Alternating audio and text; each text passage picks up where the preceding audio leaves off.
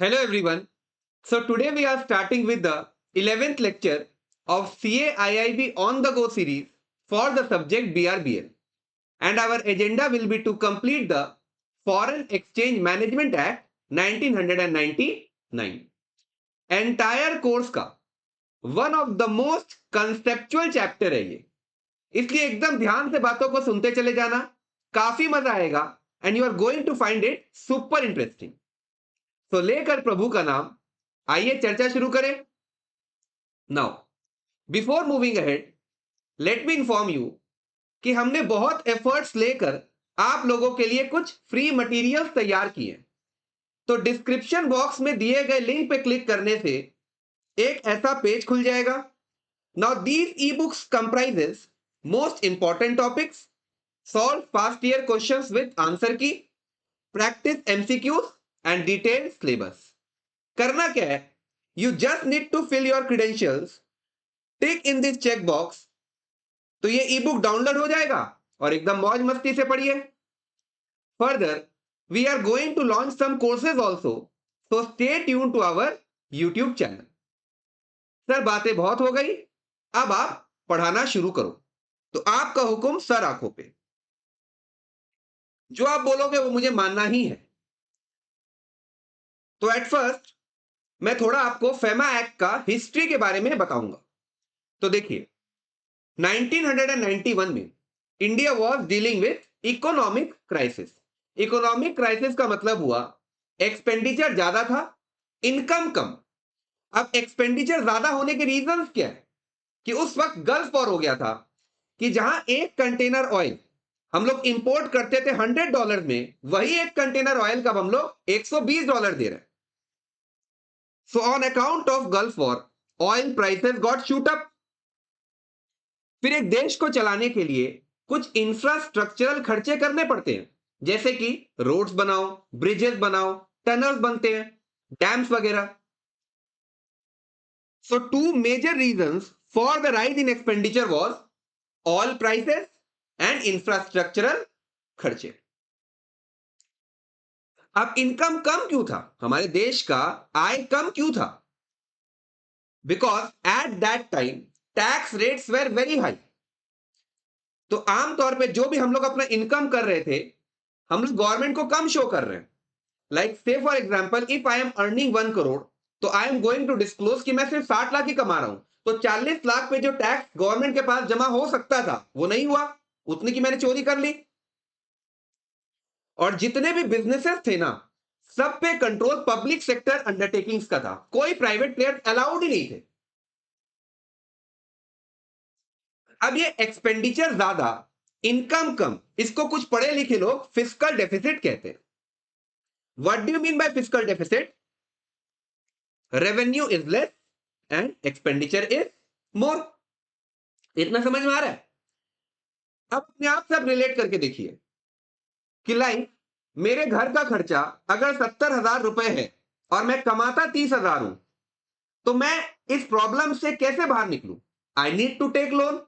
Same काम India ने भी किया। India went to international monetary fund, world bank and world trade organisation कि हमें $7 बिलियन का लोन दीजिए। ये बोलते हैं हमें लोन देने में तो कोई प्रॉब्लम नहीं है, बट हमारी दो शर्तें हैं।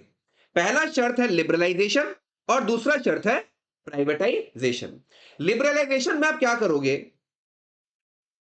ट्रेड बैरियर्स को हटाओ और ट्रेड टैरिफ्स को घटाओ। आज देखिए ट्रम्प क्या कर रहा है, वो टैरिफ्स को बढ़ाए पे बढ़ाए जा रहा है। तो लिबरलाइजेशन में दो चीजें हैं कि आप ट्रेड बैरियर्स को हटा रहे हो और ट्रेड टैरिफ्स को घटा रहे हो। एंड प्राइवेटाइजेशन मींस कि जितने भी धंधे सारे के सारे में आप पब्लिक सेक्टर अंडरटेकिंग को ही अलाउ करेंगे ना, कोई प्राइवेट प्लेयर्स को परमिशन ही नहीं दे रहे हो, तो गवर्नमेंट के इंटरफेरेंस को कम कीजिए। You should also allow the private player to enter into the business. अच्छा, लिबरलाइजेशन और प्राइवेटाइजेशन से होता क्या है? These are nothing but steps to achieve globalization. And what do you mean by globalization? It refers to unification of our economy with the world economy. मतलब अब बाहर के लोग भी आकर हमारे देश में बिजनेस करें और हमारे लोग भी बाहर में जाके बिजनेस करेंगे। क्लोज इकोनॉमी को ओपन इकोनॉमी बनाना है। जैसे कि आप देखो, सिटी बैंक तो एक फॉरेन बैंक है, क्या वो इंडिया में बिजनेस करता है कि नहीं करता है? जी हाँ। सिमिलरली पेप्सिको के इतने सारे प्रोडक्ट्स हमारे भारत देश में बिकते हैं। वैसे ही टाटा कंपनी भी बाहर में धंधा करता है, रिलायंस कंपनी भी बाहर में धंधा करता है। So globalisation refers to the unification और integration of our economy with the world economy. क्या हमारा देश बाकी बाहर के देशों से इंटीग्रेट या यूनाइट हो रहा है कि नहीं हो रहा है? Yes. So this is known as globalization. यहां तक ठीक है? अब फेमा एक्ट से पहले फेरा एक्ट था, और फेरा एक्ट ना देश की प्रगति के लिए सबसे बड़ा रुकावट माना गया। इसे इसे ना कुछ लोग ड्रैकोनियन एक्ट भी कहते थे। सर, इसे ड्रैकोनियन एक्ट क्यों कहा जाता है? Because according to this particular FERA act, कोई फॉरेन डायरेक्ट इन्वेस्टमेंट ये अलाउ ही नहीं करता था। आज आप देखिए, शेयर मार्केट के हर कंपनी में फॉरेन इन्वेस्टर्स अलाउड है, वो लोग इन्वेस्ट करते हैं, but as per FERA act no foreign direct investment was allowed.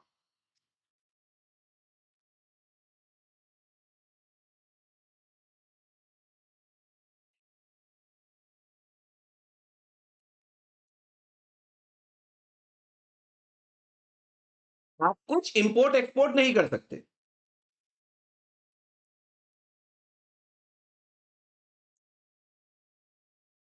इसलिए इसे रिप्लेस किया गया भाई फेमा एक्ट। फेमा एक्ट एकदम कैटेगोरिकली मेंशन करता है कि हम क्लोज इकोनॉमी को ओपन इकोनॉमी करना चाहते हैं, फॉरेन डायरेक्ट इन्वेस्टमेंट अलाउड है, आप इंपोर्ट एक्सपोर्ट एकदम मौज मस्ती से कीजिए। So it facilitate external trade and payment and encourage foreign direct investment. अब थोड़ा सा दिमाग लगाओ कि अगर हम लोग इंपोर्ट करेंगे तो फॉरेन करेंसी जाएगा, अगर हम लोग एक्सपोर्ट करेंगे तो फॉरेन करेंसी आएगा। So, for promoting the orderly development and maintenance of foreign exchange market in India. So, these are the two objectives of FEMA Act. तो can you acknowledge कि FERA Act was a rigid और draconian act, जबकि FEMA Act एक liberal law था। FERA Act के existence में हमारे देश का foreign exchange reserve was very low, but FEMA Act का इंट्रोडक्शन से हमारे देश का फॉरेन एक्सचेंज रिजर्व सफिशिएंट हो चुका है। Okay okay? तो यहां मैंने आपको एक बेसिक हिस्ट्री या फिर एक एक्ट के रिगार्ड में अपना एक फाउंडेशन तैयार हो चुका। अब हम लोग जो भी चीजें पढ़ेंगे ना, आपको काफी ज्यादा रिलेटेबल लगेंगी, कंसेप्चुअल लगेगी और मजा आएगा। तो देखिए, फॉरेन एक्सचेंज रेगुलेशन एक्ट, तो ये फेरा एक्ट है, regulate various aspects related to foreign exchange. FERA act का मेन ऑब्जेक्टिव क्या था कि हम फॉरेन एक्सचेंज रिसोर्सेस को कंजर्व करें और देश में इकोनॉमिक डेवलपमेंट हो, ये इनका ऑब्जेक्टिव था। बट धीरे धीरे ये फेरा एक्ट देश का गला का फंदा बन गया, since it was too stringent and outdated. इसलिए फेरा एक्ट को रिप्लेस किया गया भाई फेमा एक्ट। फेरा एक्ट में क्या क्या कमियां थी कि कोई फॉरेन डायरेक्ट इन्वेस्टमेंट हम अलाउ ही नहीं करेंगे, no import no export. So FEMA replaced the FERA to better align with the needs of the liberalized and globalized Indian economy. Liberalization का क्या मतलब हुआ? रिमूव कीजिए ट्रेड बैरियर्स एंड लोअर करो trade tariff. Globalisation refers to the unification और integration of our economy with the world economy. And privatisation में आप government के इंटरफेरेंस को कम करने की बात कर रहे हो। So it replace para to better align with the needs of the liberalised and globalised Indian economy. अच्छा, फिर FEMA aim to facilitate external trade and payments, ये भी ऊपर बताया है। Promote orderly development of the foreign exchange market and support economic liberalisation initiated in 1991। 1991 में तो ये कहानी है ना कि it was dealing with economic crisis, expenditure was more than income, जिसे हम फिस्कल डेफिसिट कहते हैं। इसलिए international monetary fund, world bank और वर्ल्ड ट्रेड ऑर्गेनाइजेशन ने इंडिया को लोन दिया $7 बिलियन का। शर्त क्या है? Liberalisation, privatisation, and these are nothing but steps to achieve globalisation. पूरा एकदम मजा आया, सब कुछ एकदम लॉजिकली दिमाग में जा रहा है? हाँ सर, एकदम लॉजिकल लग रहा है। तो अब ये फेमा एक्ट रिलेटेड कुछ बहुत ही इंपॉर्टेंट टर्म्स है जो आप लोगों के एग्जाम पर जो आप लोगों के लिए एग्जाम के लिए it's very very very much relevant. एकदम शांति से सुनना, कोई हड़बड़ी नहीं है हम लोगों को। सबसे पहला, what do you mean by person resident in India? Sir एक पिक्चर के थ्रू बताइए ना। At first you need to know the concept of financial year. Financial year का जो स्टार्ट डेट होता है इट्स ऑलवेज फ्रॉम 1 अप्रैल और एंड डेट होगा 31 मार्च। जैसे कि अगर मैं ये लिखता हूं फाइनेंशियल ईयर 24-25, तो what will be the start date? 1 April 2024 और एंड डेट है 31 मार्च 2025। ऐसे फाइनेंशियल ईयर 24-25 अगर सॉरी 25-26 अगर मैं लिखूं तब, तो 1 April 2024 will be the start date, 25 will be the start date and 31 March 2026 will be the end date. ठीक है।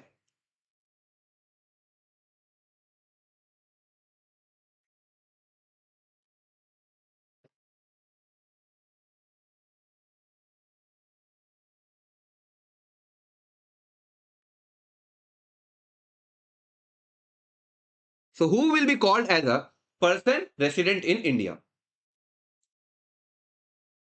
एक ऐसा बंदा जो पिछले साल प्रीवियस फाइनेंशियल ईयर में 182 दिन से ज्यादा रहे। एक ऐसा बंदा जो प्रीवियस फाइनेंशियल ईयर में 182 दिन से ज्यादा रहे, उसे हम PRI कहेंगे, पर्सन रेसिडेंट इन इंडिया। इसका मतलब यह हुआ कि एक ऐसा बंदा जो प्रीवियस फाइनेंशियल ईयर में 182 दिन या उससे कम रहे, he will be called as a person resident outside India. Simple है। सर क्या आप एक PRI हो? तो थोड़ा दिमाग लगाना पड़ेगा। क्या मैं पिछले साल इंडिया में 182 दिन से ज्यादा रहा था? हाँ, तो फिर मैं PRI हूं। लेकिन अगर मैं नहीं रहता, 182 दिन या उससे कम रहता, तो मैं PRI कहलाता।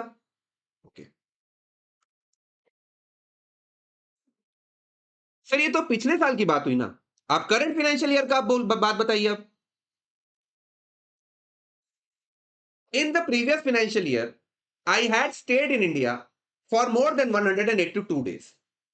But current financial year में मैं अमेरिका जा रहा हूं, अगर कोई बिजनेस के लिए या नौकरी के लिए, बिजनेस हो गया, नौकरी हो गया, या फिर कोई पढ़ाई के लिए, तो इसे हम स्पेसिफाइड पर्पस कहते हैं। स्पेसिफाइड पर्पस में क्या क्या चीजें आ गई? एम्प्लॉयमेंट, बिजनेस या वोकेशन एक ही बात है, और any other purpose. Then I will be called as a PROI। लेकिन अगर मैं अमेरिका घूमने के लिए गया तब, तो ये घूमना या वेकेशन को नॉन स्पेसिफाइड पर्पस कहेंगे। तो पिछले साल जो मेरा रेसिडेंशियल स्टेटस था ना, पिछले साल अगर मैं PRI था, तो वही कैरी फॉरवर्ड हो जाएगा। इसी का पूरा उल्टा कहानी यहां पर है। केस ए, केस बी। केस ए में क्या हो रहा है कि एक पर्सन रेसिडेंट इन इंडिया वो बाहर जा रहा है, जबकि केस बी में कोई बाहर के लोग इंडिया में आ रहे हैं।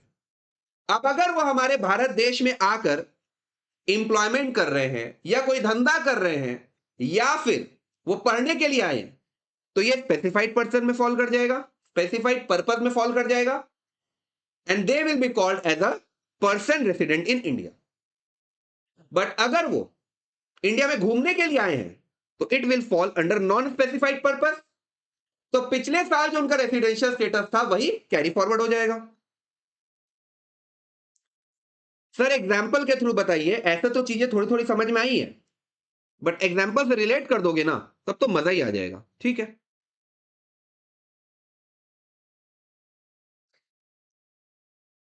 A person who in the financial year 1920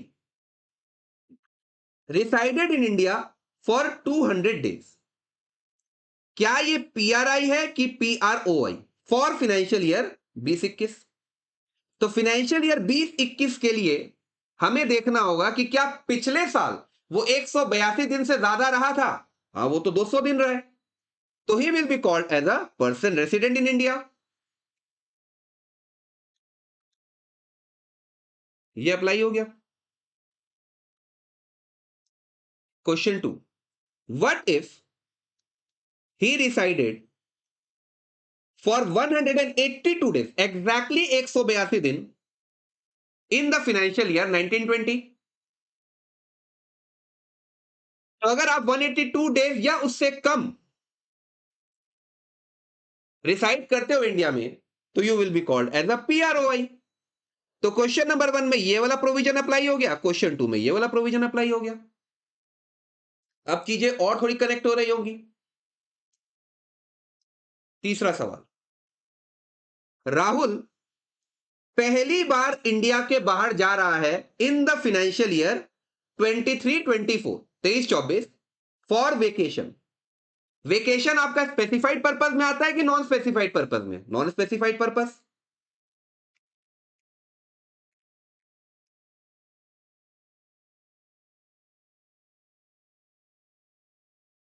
comment on his residential status for financial year 23-24 under FEMA.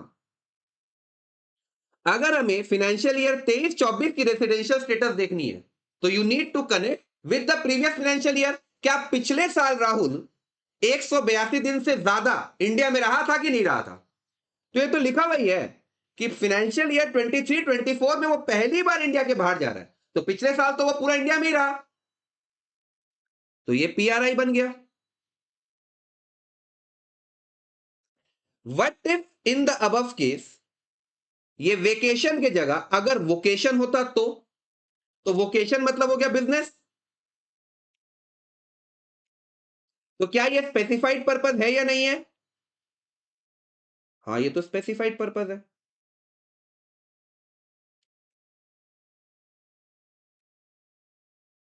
पिछले साल आप इंडिया में रहे, करंट फाइनेंशियल ईयर में आप इंडिया के बाहर जा रहे हो, किस लिए?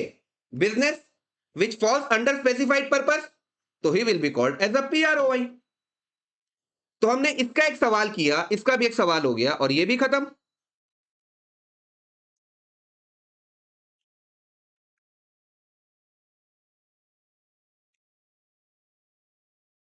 Question number 5, Tony Stark India में पहली बार आ रहा है and reside for 200 days in the financial year 23-24 for vocation। vocation मतलब हो गया बिजनेस।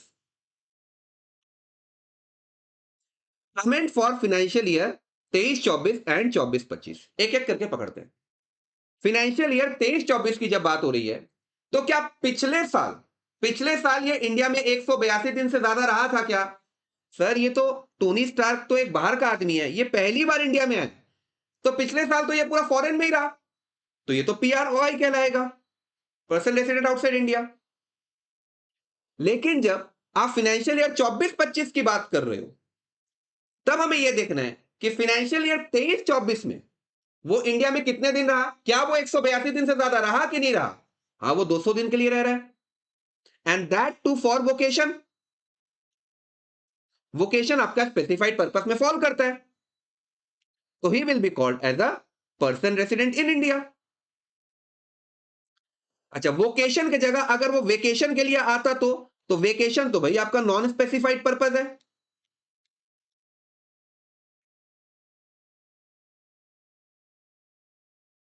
पिछले साल जो इसका रेसिडेंशियल स्टेटस है वही कैरी फॉरवर्ड होगा। पिछले साल ये आपका पीआरओवाई था, तो इस साल भी पीआरओवाई है कि नहीं? और फाइनेंशियल ईयर 23-24 में तो ये पीआरओवाई है ही। ओके, तो आई थिंक सो अब आपको चीजें अच्छे ढंग से समझ में आ गई। So person resident in India, हमने इंडिविजुअल का रेसिडेंशियल स्टेटस पूरा समझा कि if he resides in India for more than 182 days in the preceding financial year, except those who are outside India for employment, business, vocation or any other purpose indicating an intention to stay abroad indefinitely। ये सारे आपके specified purpose में आ गए। या फिर आप India में आ रहे हो फॉर एम्प्लॉयमेंट, बिजनेस, वोकेशन और any other purpose indicating an intention to stay in India for an uncertain period, ये भी स्पेसिफाइड पर्पस है। लेकिन यही अगर आप समझ लो घूमने के लिए जाओगे या घूमने के लिए आ रहे हो, तो वो आपका नॉन स्पेसिफाइड पर्पस कहलाया जाएगा। तो पिछले साल जो आपका रेसिडेंशियल स्टेटस है वही कैरी फॉरवर्ड हो जाता है। तो ये खत्म और ये भी खत्म। तो इंडिविजुअल्स के रिगार्ड में मुझे जितनी बातें बतानी थी ना, I have discuss each and every point. अब आइए एंटिटीज में। क्या ये आसान है? It's very very easy.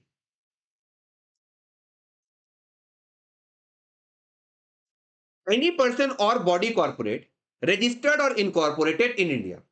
जैसे कि आप लोग एड्यूटैप को ही रिलेट कीजिए। क्या एड्यूटैप इज अ पर्सन और body corporate which is registered और इनकॉर्पोरेटेड इन इंडिया? तो it will be called as a PRI. लेकिन ऐसा भी तो हो सकता है ना कि एड्यूटैप ने अपनी एक ब्रांच अमेरिका में खोल ली या ऑफिस अमेरिका में खोला, उस ब्रांच और हेड ऑफिस को भी हम या ब्रांच या ऑफिस को भी हम पर्सन रेसिडेंट इन इंडिया ही मानेंगे। ये लिखा हुआ है कि एनी ऑफिस, ब्रांच और एजेंसी आउटसाइड इंडिया, हमारे एग्जांपल में वो क्या है? अमेरिका। ओन्ड और control by a person resident in India. Person resident in India है एड्यूटैप। ठीक है। फिर तीसरा पॉइंट, एन ऑफिस, ब्रांच और एजेंसी इन इंडिया ओन्ड और control by person resident outside India. जैसे कि रीबॉक, रीबॉक ने अगर कोई भी ऑफिस, ब्रांच या एजेंसी हमारे भारत देश में खोली, तो उस ब्रांच, उस एजेंसी, उस ऑफिस को हम पर्सन रेसिडेंट इन इंडिया ही कहलाएंगे। एकदम सिंपल है। तो क्या एक सवाल करवा दूं? हाँ सर, फटाफट एक सवाल करवाइए। जापानीज टॉय कंपनी, क्या ये बाहर की या फॉरेन कंपनी है? यस। इन्होंने अपना हेड ऑफिस मुंबई में खोला, तो क्या ये Mumbai branch person resident in India है? ये वाला पॉइंट अट्रैक्ट हो रहा है। एनी ऑफिस, ब्रांच और एजेंसी इन इंडिया ओन्ड और control by a person resident outside India.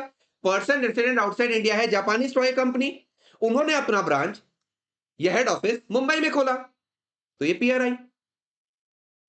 अब ये जो मुंबई का हेड ऑफिस है ना, ये सिंगापुर ब्रांच को कंट्रोल करता है, तो यहां पर ये तीसरा क्लॉज अप्लाई कर रहा है कि एन ऑफिस, ब्रांच और एजेंसी आउटसाइड इंडिया, तो सिंगापुर ब्रांच तो देश के बाहर ही है, ओन्ड और control by a person resident in India. Person resident in India है मुंबई हेड ऑफिस, तो भी पीआरआई। सिंपल था।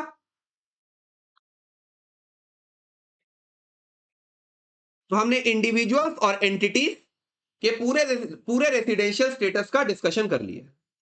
तो पर्सन रेसिडेंट इन इंडिया तो समझ में आया। पर्सन रेसिडेंट आउटसाइड इंडिया क्या होगा?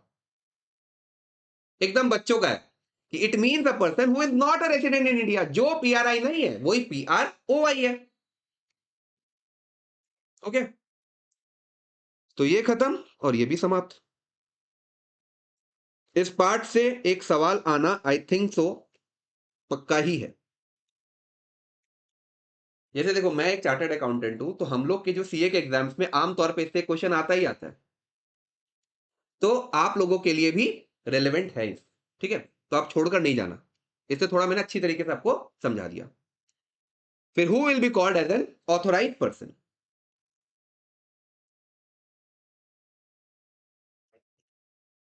उदाहरण के तौर पे, मैं अगर वियतनाम घूमने जाना चाहता हूं, तो मेरे को करेंसी तो चाहिए ना वहां का, तो मैं हमारे देश का इंडियन रुपी लेकर जाऊंगा मनी चेंजर के पास, और वो मुझे फॉरेन करेंसी दे देंगे। तो I am buying the foreign currency.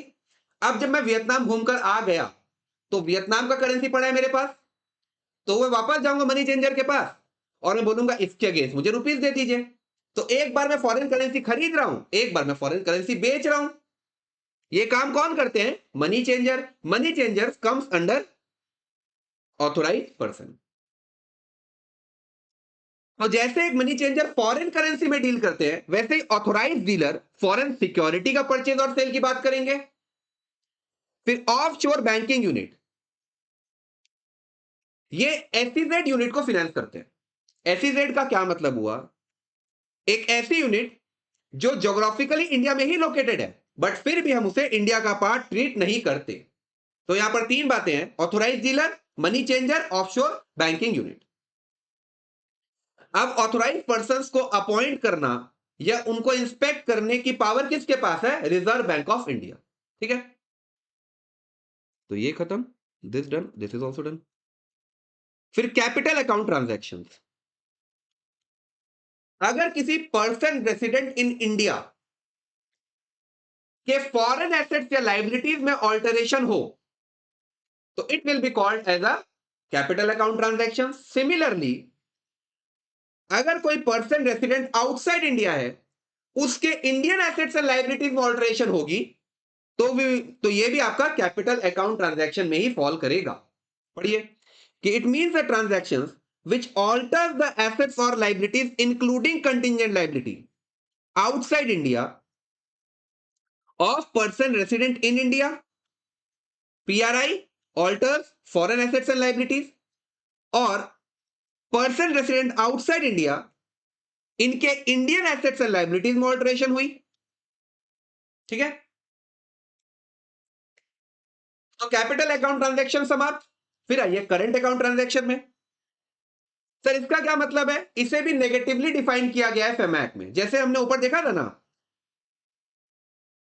कि person resident outside India will be a person who is not a resident in India.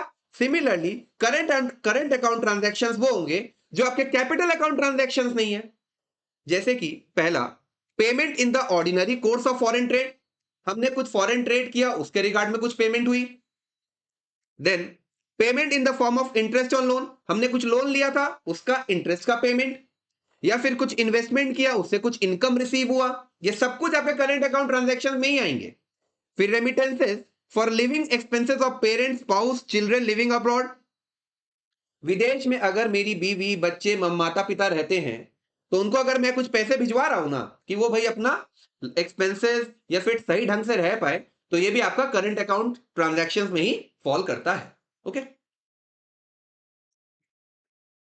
Sir, थोड़ा और ढंग से बता दो। तो करंट अकाउंट ट्रांजैक्शंस को ना बेसिकली 3 शेड्यूल में कैटेगराइज किया गया है। इतना डिटेल में आपको जानने का दरकार नहीं है, बट फिर भी एक ऐसा पॉइंट था एडिशनली जो मैं आपके सामने साझा कर देता हूं। तो पहला है schedule 1, first categorisation is schedule 1, second है शेड्यूल 2 और तीसरा शेड्यूल 3। शेड्यूल 1 उन करंट अकाउंट ट्रांजैक्शंस को लिस्ट करता है जिसके लिए फॉरेन एक्सचेंज का विड्रॉवल इज प्रोहिबिटेड। आप करंट अकाउंट ट्रांजैक्शंस करो, उसमें कोई प्रॉब्लम नहीं है, लेकिन इन ट्रांजैक्शंस के लिए आप फॉरेन एक्सचेंज को विड्रॉ नहीं कर सकते। फिर शेड्यूल 2 में उन करंट अकाउंट ट्रांजैक्शंस की बात हो रही है जिसके लिए आपको सेंट्रल गवर्नमेंट से अप्रूवल लेना होगा, और शेड्यूल 3 में उन करंट अकाउंट ट्रांजैक्शंस की बात होगी जिसके लिए आपको आरबीआई से अप्रूवल लेनी अनिवार्य है। तो ये कंप्लीट नॉलेज हो गया। तो ऑथोराइज पर्सन समाप्त, capital account transaction, current account transaction भी देख लिया, person resident in India and person resident outside India भी समझ में आ चुका। फिर आइए रीपैट्रिएट टू इंडिया। रीपैट्रिएट का क्या मतलब हुआ कि भारत देश में पैसे लाना। जैसे कि आज अगर मैं किसी फॉरेन स्टूडेंट्स को पढ़ाता हूं, ओके, अब वो मुझे अगर कुछ पैसे डॉलर में दे, वो तो मुझे डॉलर में पेमेंट करेंगे। तो bringing that dollar into India, वो डॉलर मैं अपने भारत देश में लाया और वो डॉलर को मुझे बेचना होगा। किसे मैं बेच सकता हूं? ऑब्वियसली ऑथोराइज पर्सन को। ऑथोराइज पर्सन में कौन कौन आ जाएंगे?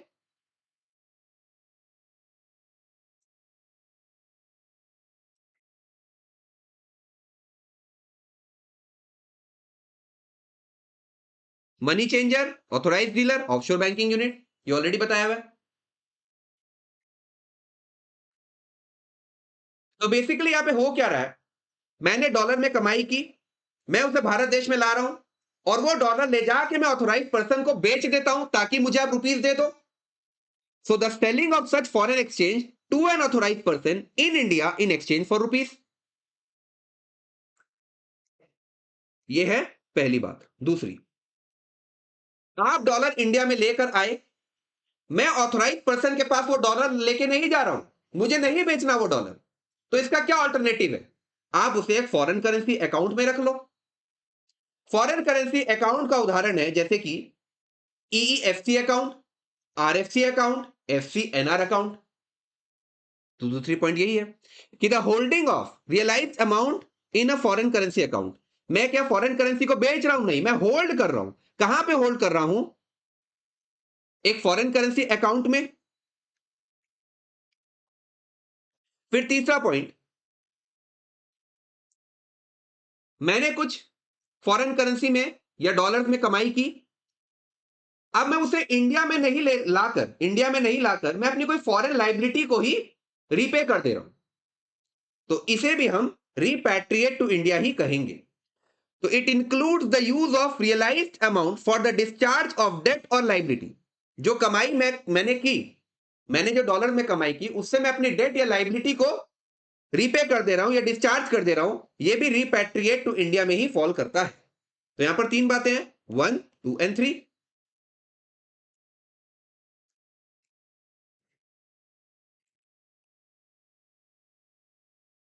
ये खत्म और ये भी खत्म। फिर currency and foreign currency. Currency includes 11 things. 3 note है, currency note, postal note, promissory note. कितने हो गए? 3 नोट हो गए। फिर नेगोशिएबल इंस्ट्रूमेंट्स एक्ट को याद करो, उसमें बिल ऑफ एक्सचेंज था, यस, उसमें चेक था, हाँ। अब चेक से आपको याद आ जाएगा ट्रैवलर चेक। फिर है ड्राफ्ट ऑर्डर, तो draft, money order, postal order, फिर लेटर ऑफ क्रेडिट और क्रेडिट कार्ड, तो as may be notified by the Reserve Bank. फिर फॉरेन करेंसी क्या हुआ? नेगेटिवली डिफाइन किया गया है कि refer to any currency other than Indian currency. Indian currency को छोड़कर बाकी जो भी है सारी चीजें आपकी फॉरेन करेंसी हो गई। अच्छा, क्या फॉरेन करेंसी और फॉरेन एक्सचेंज एक ही होता है क्या? नहीं, foreign exchange is a broader term than foreign currency. It includes amounts payable in foreign currency. अभी मैंने आपको बोला ना कि फॉरेन एक्सचेंज में फॉरेन करेंसी इंक्लूड किया जाता है। फॉरेन एक्सचेंज का जो वर्ड है, ये जो टर्म है, it is broader than foreign currency. फिर इसमें आपके draft, traveller cheques, letter of credit और bill of exchange express in Indian currency but payable in foreign currency, ये आ जाएंगे। ये थोड़ा रिपीट ही लिख दिया है, इसको हटा दो। और इसका उल्टा यहां पे है कि draft, traveller cheque, letter of credit, bills of exchange drawn by banks, institutions और person outside India but payable in Indian currency. तो यहां पेबल इन फॉरेन करेंसी है, यहां पेबल इन इंडियन करेंसी है। सिंपल है।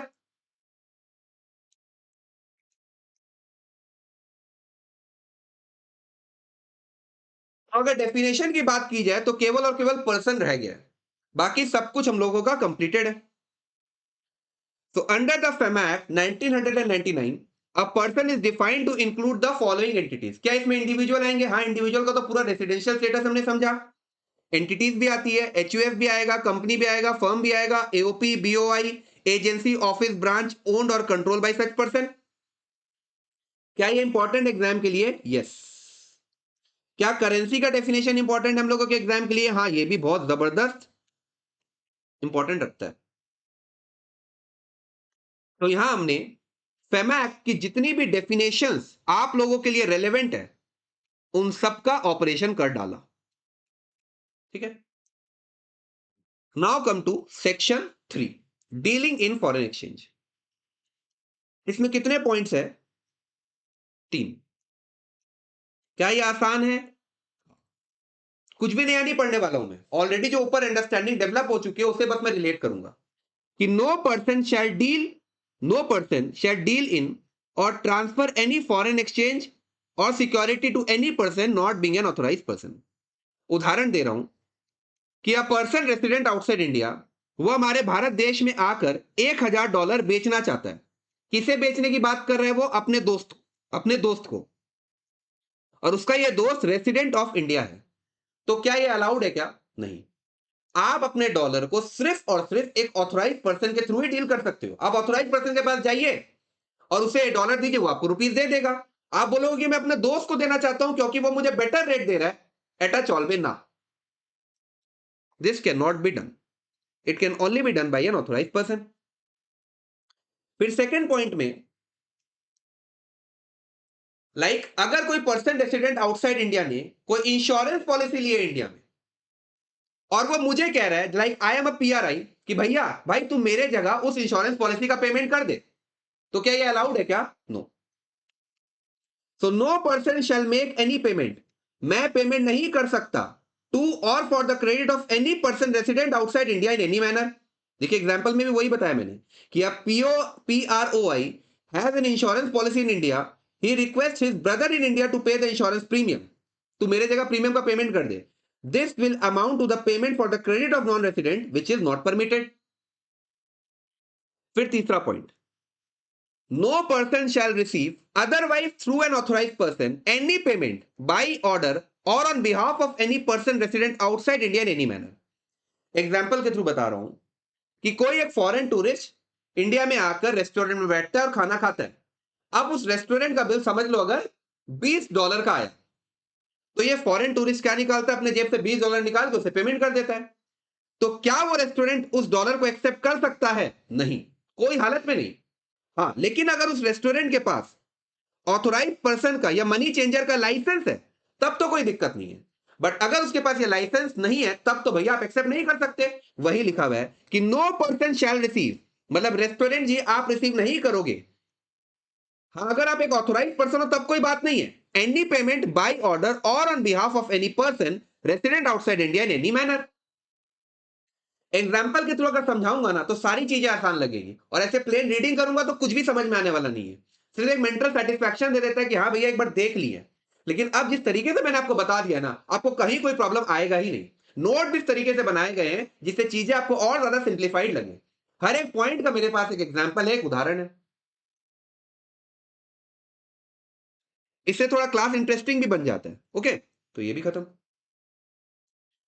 तो सेक्शन 3 के contravention and penalties में हम लोग आ रहे हैं कि कोई भी ऐसा पर्सन अगर वो फेमा एक्ट 1999, कोई भी ऐसा पर्सन अगर वो फेमा एक्ट 1999 के प्रोविजंस या रूल्स रेगुलेशंस या नोटिफिकेशंस या डायरेक्शंस ऑर्डर्स का पालन अगर नहीं करे, अगर वो कॉन्ट्रावीन करे, तो if the amount is quantifiable, अगर उस अमाउंट को आप क्वांटिफाई कर सकते हो ना, तब तो पेनल्टी है अप टू 3 टाइम्स। लेकिन अगर वो अमाउंट को आप क्वांटिफाई नहीं कर सकते तो आप पे पेनल्टी लगेगा अप टू 2 लाख रुपए। In case the contravention is a continuing one, अगर ये कॉन्ट्रावेंशन कंटिन्यूइंग वन है तब तो आप पे फर्दर पेनल्टी लगेगी up to ₹5,000 per day until the contravention continues. ठीक है। फिर penalty for acquisition of foreign assets, if a person acquire foreign exchange foreign security और immoral property outside India exceeding the prescribed threshold. एक FEMA act ने क्या करके रखा है ना, एक थ्रेशोल्ड देके रखा है कि आप फॉरेन में कोई प्रॉपर्टी को एक्वायर कर सकते हो, लेकिन अगर आप उस थ्रेशोल्ड से भी ज्यादा आपने कुछ इमोरल प्रॉपर्टी खरीद ली, तब फिर आप पे पेनल्टी लगेगी up to 3 times the sum involve along with the confiscation of the equivalent value situated in India। Example के थ्रू बताता हूं कि मैंने लंदन में 2 करोड़ की प्रॉपर्टी ली और उतना अलाउड नहीं है, it is exceeding the threshold, तो 2 करोड़ को मल्टीप्लाई कर दो इंटू 3, ये पेनल्टी मुझ पे लग जाएगी, मतलब 6 करोड़ की, और वो प्रॉपर्टी भी जो है ना उसका इक्विवेलेंट अमाउंट की प्रॉपर्टी इंडिया में एक्वायर कर दी जाएगी। सर एक बार फिर से बोल दो कि 6 करोड़ का तो पेनल्टी लगा, अब वो प्रॉपर्टी जो मैंने 2 करोड़ की एक्वायर की थी तो फॉरेन में एक्वायर की है, उस पर इंडिया का कोई कंट्रोल नहीं है, तो अगर इंडिया में भी मेरे पास कोई 2 करोड़ की प्रॉपर्टी होगी ना, वो भी गवर्नमेंट ऑफ इंडिया जब्त कर लेगा। ये लिखा हुआ है along with the confiscation of the equivalent value situated in India। ठीक है। फिर penalty for serious contravention, in addition to the penalties, जो पेनल्टीज अभी हमने ऊपर देखी, सीरियस कॉन्ट्रावेंशन के केस में where the aggregate value exceed the prescribed threshold, तो इंप्रिजनमेंट है up to 5 years and fine में भी इम्पोज्ड। तो अगर सारी पेनल्टीज को मैं समराइज करूं तो बात यह निकल कर आई कि जनरली तो up to 3 times the amount involve और 2 lakhs plus 5,000 per day for ongoing violations.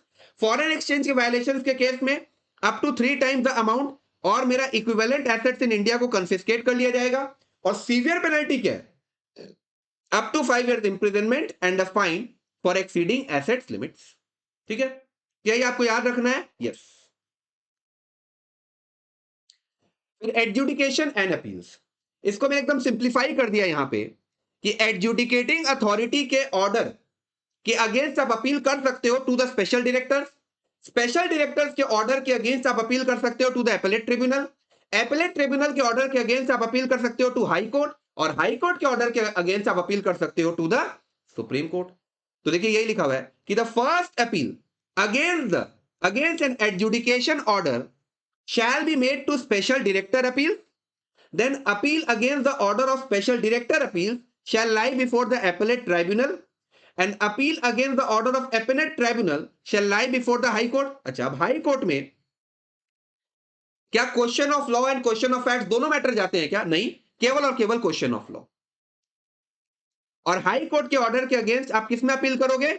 Supreme court में। और सुप्रीम कोर्ट में भी सिर्फ और सिर्फ क्वेश्चन ऑफ लॉ के मैटर ही जाएंगे, क्वेश्चन ऑफ फैक्ट्स के मैटर नहीं जाते। तो this was all about the FEMA act. I think so आपको अच्छी ढंग से समझ में आ गया होगा। अब हम लोग कुछ सवाल करने जा रहे हैं। तो under the foreign exchange management act 1999, if a contravention is a continuing one, अगर कंटिन्यूइंग वन कॉन्ट्रावेंशन है तब तो भैया 5000 पर डे है। मुझे आगे सवाल भी पढ़ने की दरकार नहीं है। C is the right answer. Under FEMA 1999, which of the following is not included in the definition of currency? Currency के डेफिनेशन में क्या नहीं आता? क्या नोट्स आएंगे? हाँ, 3 नोट था, currency note, postal note, promissory notes. देख लो।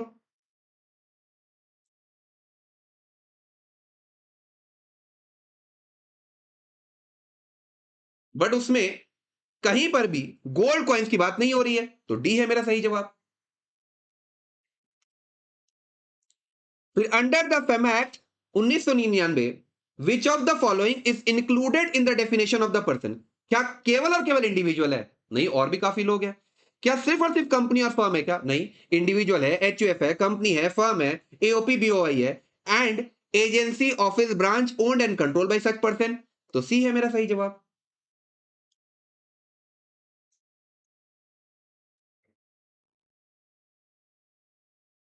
This was all about today's lecture. Hope so आप लोगों को बहुत अच्छा लगा होगा। आप लोगों के कमेंट्स और लाइक का मैं वेट करता हूं। आई थिंक सो कि आप लोगों के एग्जाम की तैयारी जबरदस्त होने वाली है, because I can find you very sincere, very obedient. तो अपने हेल्थ का ध्यान रखो and do take very good care of your parents. Thank you.